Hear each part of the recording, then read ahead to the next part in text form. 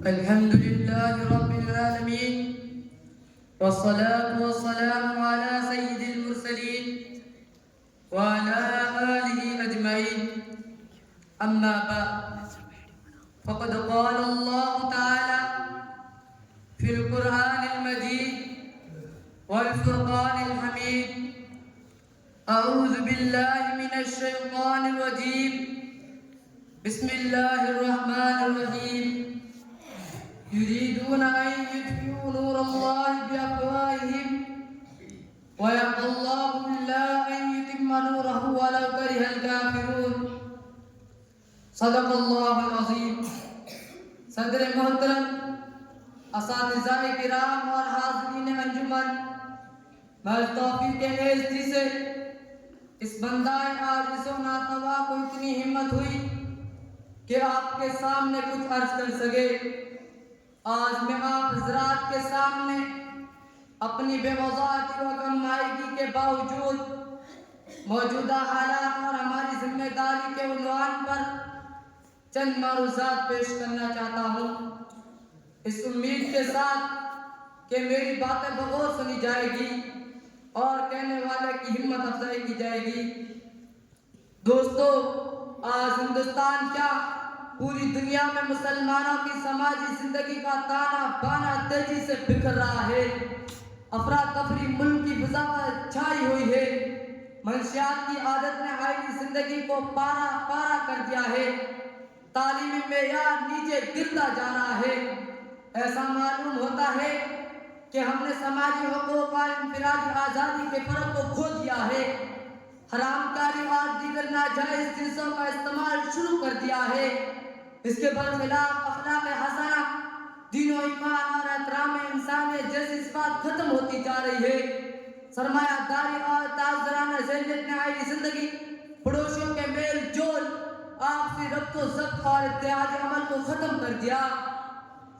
حضرات، ان خطرناک تباہ کن عادتوں کے ساتھ ساتھ دوسری جانب یہودی دماغ اور عیسائی وسائل کے کٹ جوڑ کے نتیجے میں عالمی سطح پر انسانی معاشرہ جو غیر معمولی اور بھیانک نقصانات ہو رہے ہیں، اور جس طرح شیطان نے میڈیا کو اپنا ترجمان بنا لیا ہے، اس کے سنگین اثرات کا تصور کرنے سے بھی رونگٹے کھڑے ہو جاتے ہیں.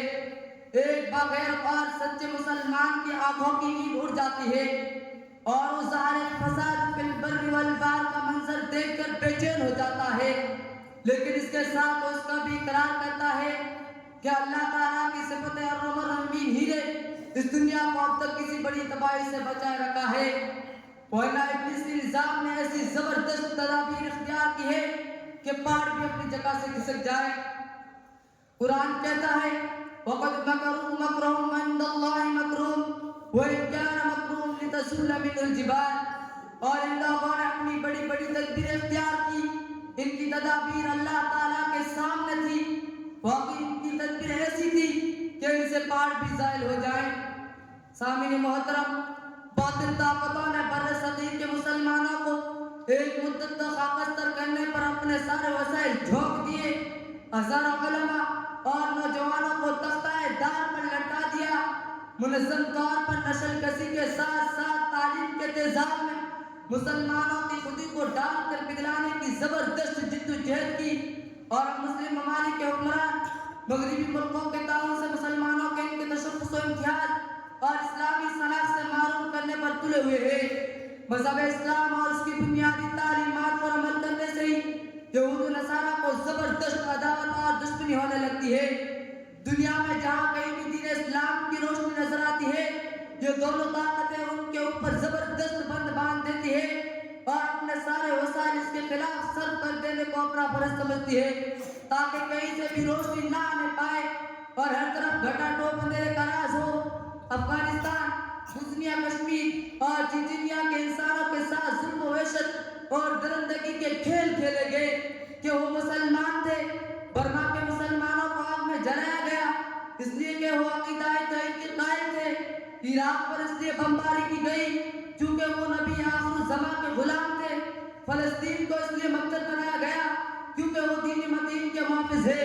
پھر اس ہر جگہ اور زمانہ میں اسلام اور مسلمانوں کو مغلوب کرنے کی کوشش کی گئی، لیکن اس عقیدہ توحید کے متوالوں خالق تو جہاں کی نصرت و مدد سے نامید نہیں ہوئے، ان باطل طاقتوں سے خوف نہیں کھایا اور ڈنکے کی چوٹ پر اعلان کر دیا، باطل سے دبنے والے اے آسمان نہیں ہم، باطل سے دبنے والے اے آسمان نہیں ہم، صوبان کر چکا ہے لٹیا ہمارا، باخر دعوانا الحمدللہ رب العالمین۔